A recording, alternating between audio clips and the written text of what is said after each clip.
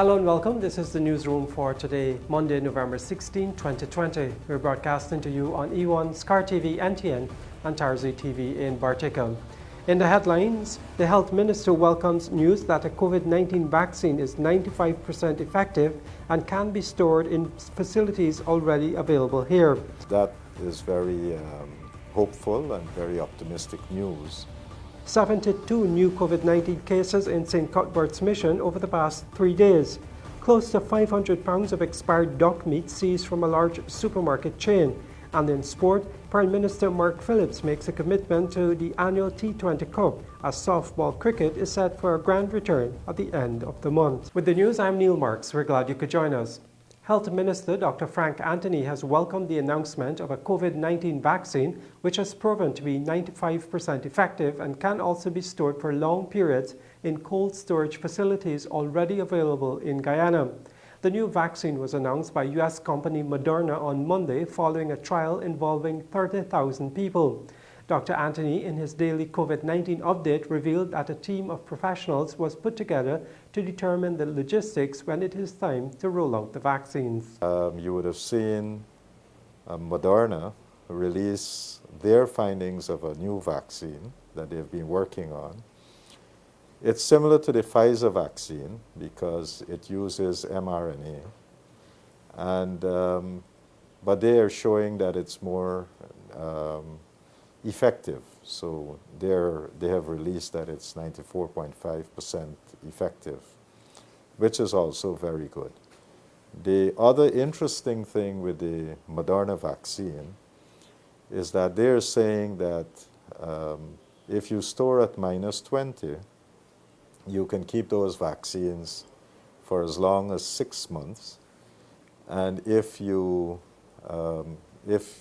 have room temperature, well, not room temperature, but the like fridge and freezers that we normally use at home, then we would be able to store the vaccine in those conditions for 30 days, which is in keeping with our existing cold chain that we have. So that is very hopeful and very optimistic news that you have a vaccine now that we can use with our existing infrastructure. But we'll see, because we are getting these vaccines through COVAX, and we'll see what arrangements COVAX would make with these two vaccine companies. In the country, we are setting up a team of people who are more acquainted with vaccines. And we are going to work out, one, the logistics of how to roll this out. Two, to determine the types of vaccines and maybe the conditions under which you have to store, and to ensure that we have the cold chain to be able to appropriately store these vaccines. Over the past 3 days, a total of 72 persons were tested positive for COVID-19 in St. Cuthbert's Mission, an indigenous village in Region 4, moving the overall total cases in the community to 239. This was disclosed by Minister of Health Dr. Frank Anthony during his daily COVID-19 update. As of today, we have about 239 cases in St. Cuthbert's Mission, so it went up slightly. We continue to do testing. We have several doctors who are on site. We have been talking to the community. We have been talking to the residents. Those who have tested positive, we have identified them. We have told them to isolate. And we have been working with the village council. So I think all the various elements that we have practiced elsewhere, we have already put in place at St. Cuthbert's Mission, and we're going to continue to monitor them. So as with a lot of these things, we'll see cases go up, then they hit a peak, and then they start coming down once people abide by the measures. And I don't think we have hit the peak as yet, maybe in another day or two. So with more testing, we'll probably see a little bit more cases going up. The good thing, however, is that for most of the cases that we've had in St. Cuthbert Mission so far, what we notice is that they are very mild cases. A lot of them are asymptomatic, meaning they have no signs or symptoms, but we nevertheless are monitoring them. Over the weekend, we have sent in from the Health Emergency Operations Center, we have sent in a team of people to explain how to do sanitization. So they have gone around and they have been talking to people, and they did some amount of sanitization. I don't think they have completed all the household, but they did for some of the households. The youngest COVID-19 patient in St. Cuthbert's Mission is 4 years old and is among 30 children who tested positive so far. The community is currently on a 2-week lockdown as the Ministry of Health conducts mass testing. When the newsroom returns, close to £500 of duck meat seized from a major supermarket chain. You're watching the newsroom. The Guyana Livestock Development Authority and the Ministry of Health on Monday seized 483 pounds of imported duck meat from the United States after surveillance found that the products, which expired in September last, were in stock at a supermarket on the east coast of Demerara.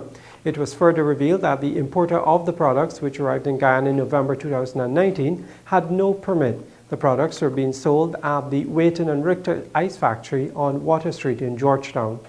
Following a surveillance and inspection exercise to ensure quality protein products fit for human consumption with the upcoming Christmas season, the Guyana Livestock Development Authority, GLDA, uncovered over 400 pounds of expired imported ducks from Culver Duck Farms in the United States. Chief Executive Officer of the GLDA, Dr. Grayson Haley, said the products, which were being sold at a local supermarket, can have some far-reaching effects for health as well as the economy of the country.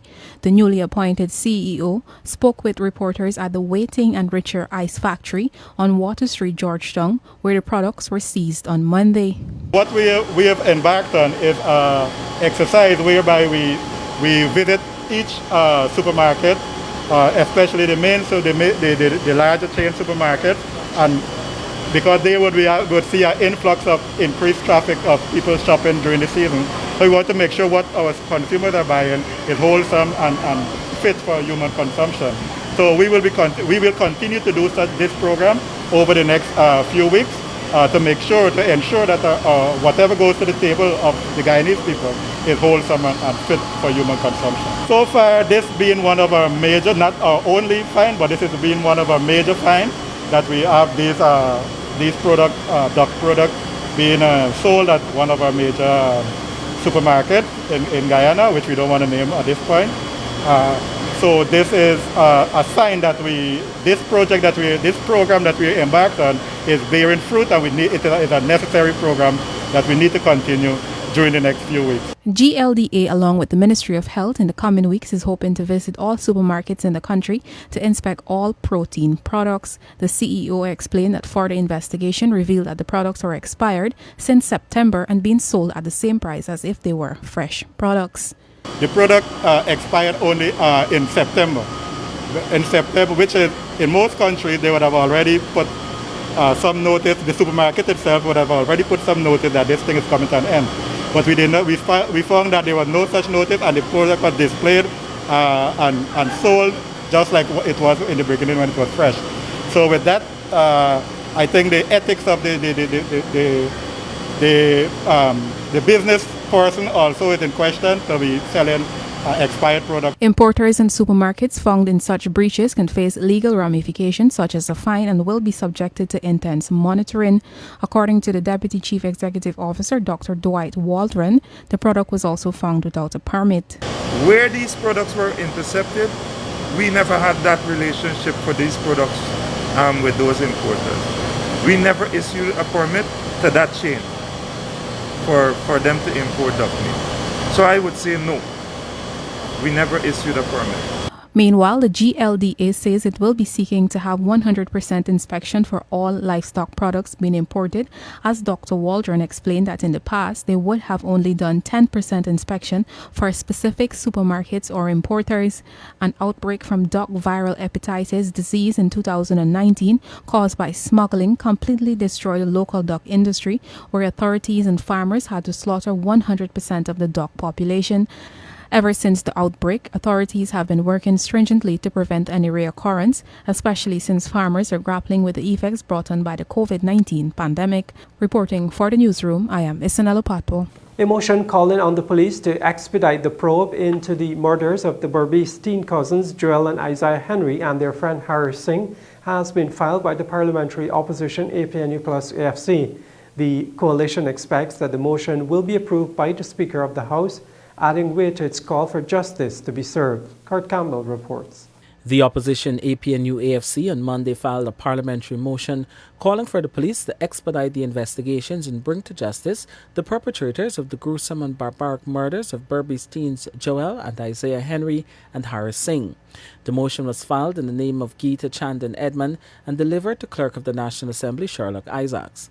Once approved by the Speaker of the National Assembly, the motion will now have to be placed on the parliamentary order paper and then it will have to be debated.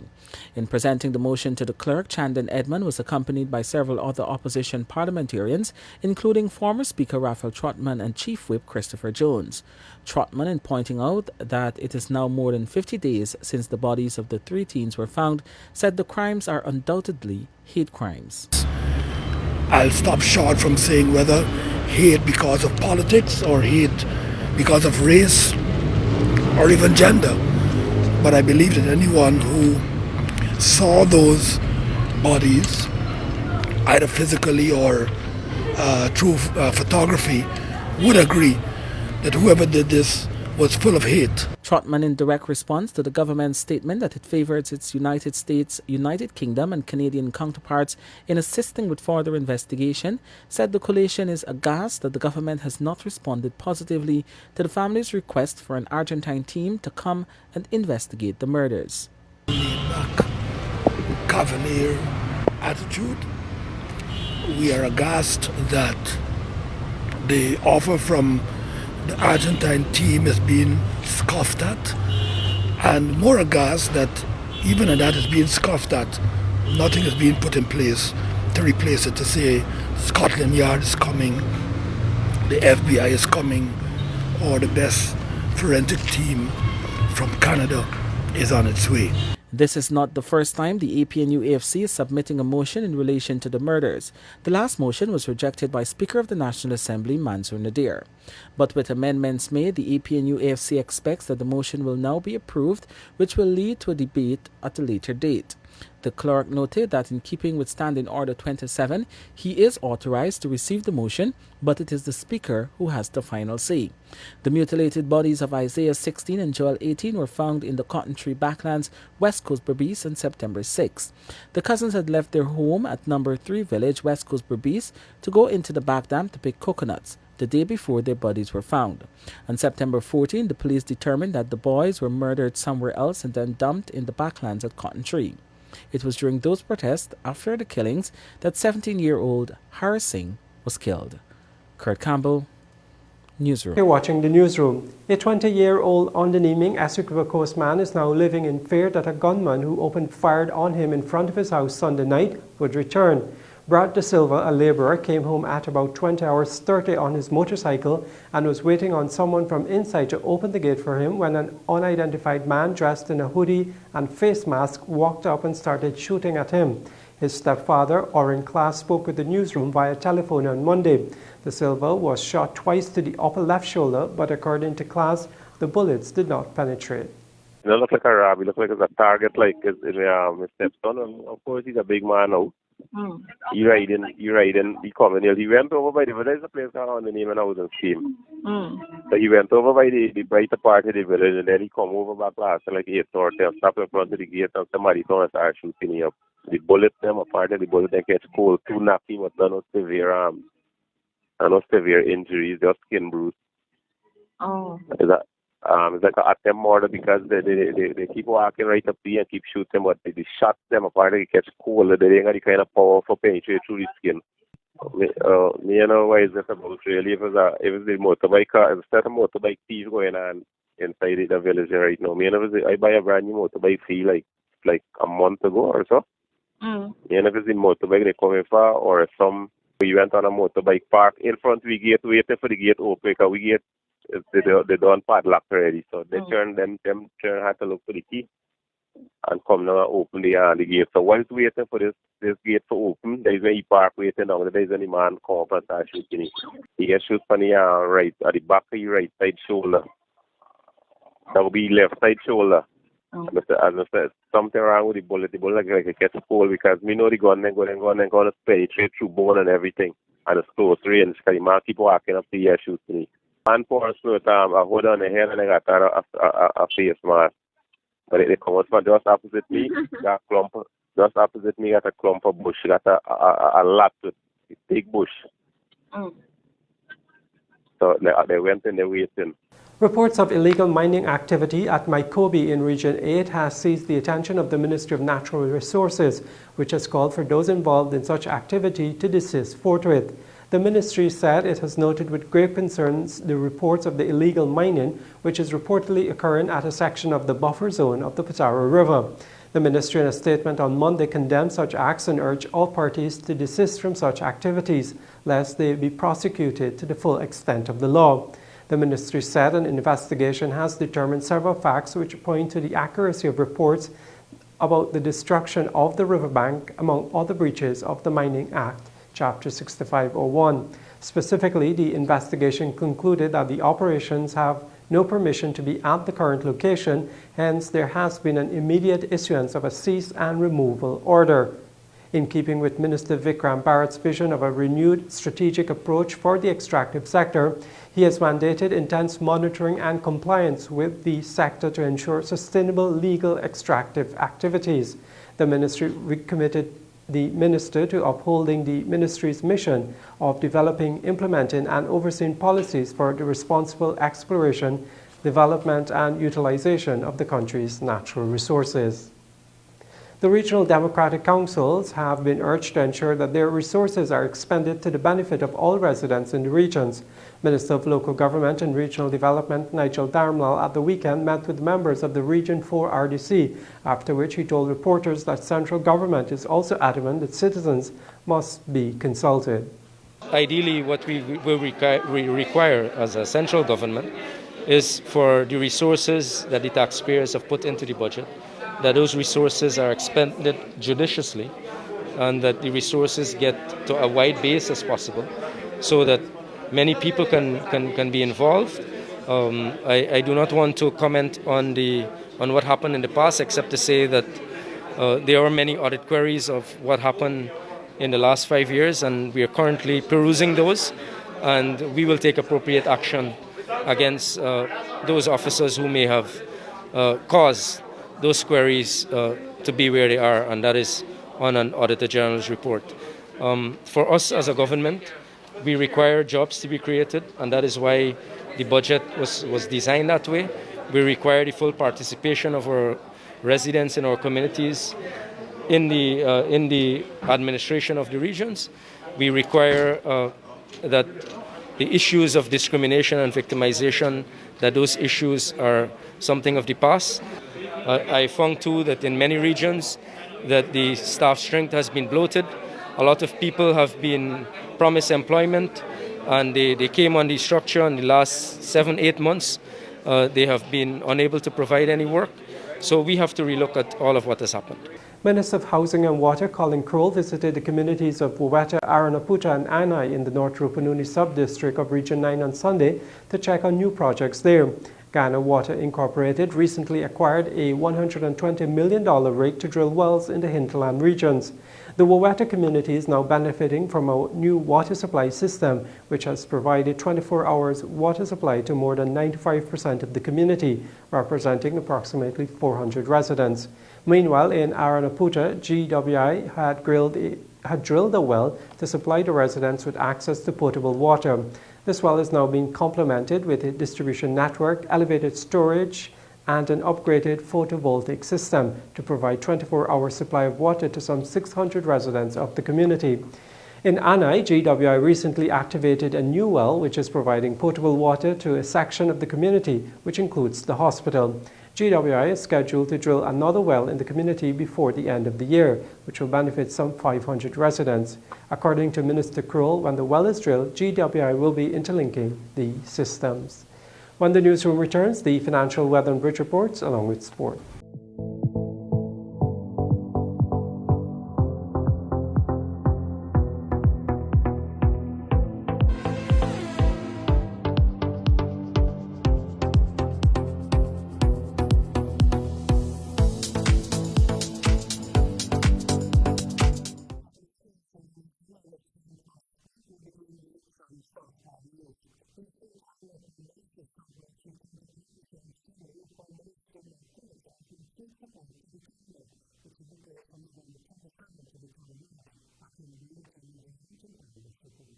Speaking of the launch held at the Everest Cricket Club, Phillips stated he is an ardent fan of the sport and even showcased some of his skills. If you grew up in Guyana and you have not played softball cricket, I don't think you're a Guyanese youth.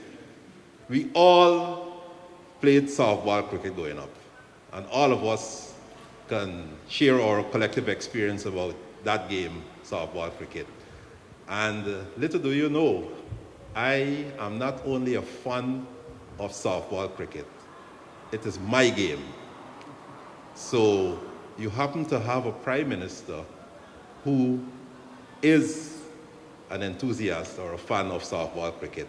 The Prime Minister said this year's tournament will bring some much needed social and psychological relief to some given the ongoing pandemic. It is important that we find a means of relief in such difficult times.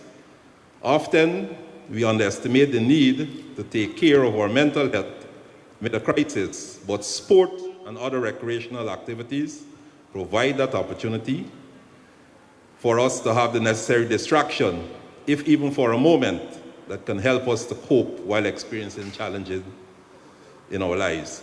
The Prime Minister explained that the 2021 edition will have a female segment. Prime Minister Phillips heads the National COVID-19 Task Force, which granted permission for the tournament to be played under strict rules. As of November 1, sport activities were allowed to resume pending the approval of the Minister of Health.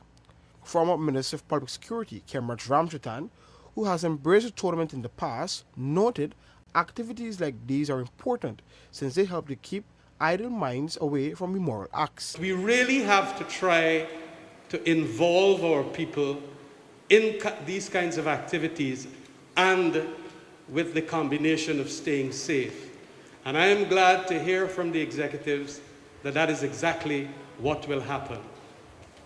As former Minister of Public Security, I'll also want to say that it is important that these activities continue so that we can get especially young persons who might want to indulge in that which is the illegal or immoral also play so that we can get them into lives of revealing sportsmanship, discipline, and encouraging even those who they meet up at their home and family life to avoid getting distracted. President of the Georgetown Softball League, Inc., Ian John, urged teams to abide by the rules and operate in a timely manner. He said this year they had to restrict the number of teams due to the regulations.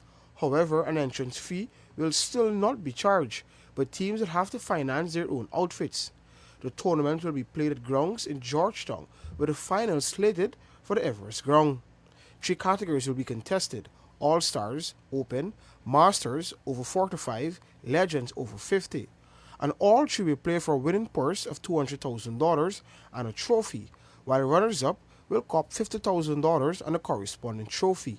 Various smart televisions will be given to the most valuable players. For the newsroom, Akim Green.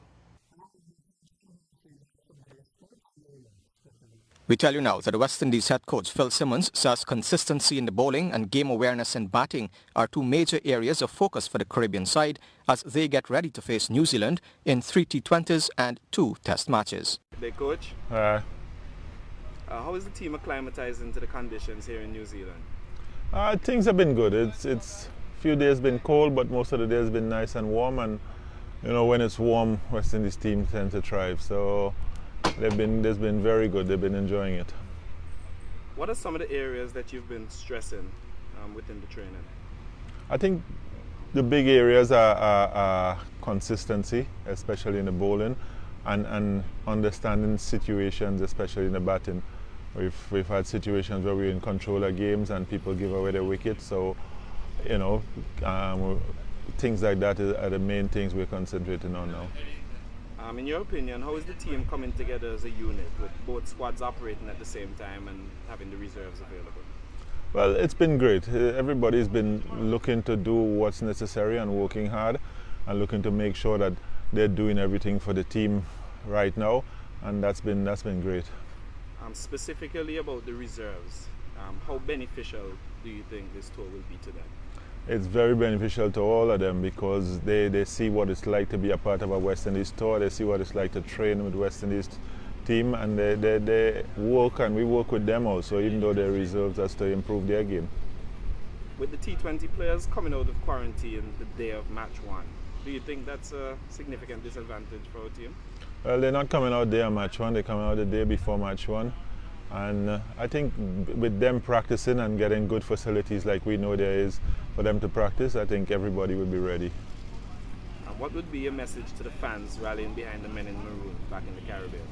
Well, to continue rallying behind us because we're working hard to try and bring joy and bring a smile on everyone's face from the Caribbean and to Caribbean people all around the world. So keep backing us. Thanks, Coach. Meanwhile, the recently appointed Test Vice Captain Roston Chase is optimistic about West Indies' chances in the series, noting there is a special feeling about the tour. Roston, welcome to Queenstown. You've recently been named Vice Captain of the Test team. From that perspective, I just want to know how much you're looking forward to taking a leadership role in these upcoming matches. Yeah, I'm looking forward to it. I've been around the Test team now for quite a while, so most of the guys see me as a senior guy, so it's time for me just to try to let the younger guys lean on me and share my experience and leadership skills to most of the guys that may not know me so well.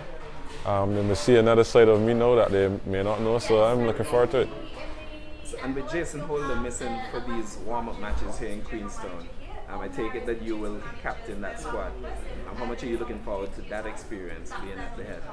Yeah, well, coming off the practices that we had, I've been leading the groups at the practices, and the energy and the enthusiasm that the guys have been bringing has been good for me. So I think it's going to be quite easy to lead these guys. The guys are a good group of guys. We've been playing for a while together now, so it's easy for me to interact with everyone. So yeah, hopefully it should be good. The team is just coming out of quarantine, but how has the preparation been thus far? Yeah, it feels good to be free. But as I said, the intensity and the competitiveness at the practices we had, the small couple that we had, it was brilliant. Everyone was happy to be out there playing some cricket. And then we had a little mishap, but hopefully we'll get back out there and we can build on the energy that we were given in those first couple of practices. What message would you want to send back to the fans who are rallying behind the West Indies back in the Caribbean? Well, just like to tell them to stay behind us. New Zealand's never an easy place to come and play cricket, so we need the full support. And I think I'm feeling something special about this tour. The energy that I'm seeing from the guys and the eagerness. It reminds me somehow like the England series that we played in the Caribbean. So I'm getting a good feeling about this one. Thanks, Roston. And Test batsman Shamar Brooks says West Indies are definitely up for the challenge of facing the Kiwis in their own backyard. He spoke to Windies media at the weekend. Shamar Brooks, welcome to Queenstown. Thank you, Dario. It's nice to be here. Looking at the scenery flying in, it's beautiful thus far, and hopefully we can go on and see much more of this beautiful part of New Zealand. So I know that you guys are just coming out of quarantine. How has the preparation been thus far? It's been very, very good in my opinion. It's been a different experience in terms of the pitches that we've practiced on. I'm actually enjoying them and looking forward to our practice game coming up in the next couple of days. So speaking about those practice matches, what do you think the team may be trying to achieve? Well, I guess it's just for the guys to get that mileage in the legs again. The bowlers getting some overs under the belt and the batsmen spending some time in the middle. I think that would be key. And once you come through those practice matches, how much are you looking forward to the test matches again? I mean, when I look at test cricket here, I know New Zealand's a tough team to beat at home, but we're definitely looking forward to the challenge. We're a unified unit and basically looking to go and play good cricket and make the people in the region proud. And that was actually my last question. I want to know what would be the one message that you'd want to send back home to the people rallying there in West Indies? Guys, just continue to back the West Indies team and stay safe and sanitize. Thank you, Mr. Brooks. No worries, man. Cycling news now. The Guyana Cycling Federation has been granted permission to run off a series of time trial events as sport in Guyana resumes in a phased manner. Cycling, like other disciplines, had been dormant since the first quarter of this year owing to the coronavirus. According to a release posted on the Guyana Cycling News Facebook page on Friday evening, the events are tentatively slated for November 22 in Georgetown, November 29 in Berbice, and December 6 in Linden. The top 3 finishes in each event will be rewarded, while the overall accumulated time placings will be awarded 1 through 6. Confirmation on start times, routes, and price structure will be announced soon. Further information on the event can be had from the Racing Secretary of the Guyana Cycling Federation, Malcolm Sunaram, on 600-2656. The Federation has expressed appreciation to the Ministry of Health and the Ministry of Culture, Youth and Sport for granting the approval for competitive cycling to restart. And a group of MPs has called on the Prime Minister to recommend Lewis Hamilton for a knighthood. MPs want Hamilton to receive national recognition after he equaled Michael Schumacher's record of winning 7 world titles on Sunday. Sir Geoffrey Donaldson, chair of the All-Party Parliamentary Group on Formula One, told BBC Sport that it is the right time to do this. The group plans to write Prime Minister Boris Johnson this week. The BBC has seen a letter sent to the Prime Minister last week by the The BBC has seen a letter sent to the Prime Minister last week by the co-chairman of the All-Party Parliamentary Group on Motorsport, saying, quote, "We write to encourage you to recommend to Her Majesty the Queen that Lewis Hamilton receive a knighthood," end quote. Meanwhile, David Richards, chairman of the Motorsport UK, wrote to the Prime Minister on November 11, saying, quote, "For many years, Britain has led the world in F1 engineering and we've produced many great drivers. But we can now celebrate the greatest of them all, and there can be no more fitting way to do this than award Lewis Hamilton a knighthood," end quote. Hamilton, who lives in Monaco, has faced scrutiny in the past over his tax arrangements, but has previously defended himself against criticism by saying that he pays a lot of tax in the UK. And with that, we've come to the end of the news for this evening. My name is Avinash Ramzan. Thanks for watching.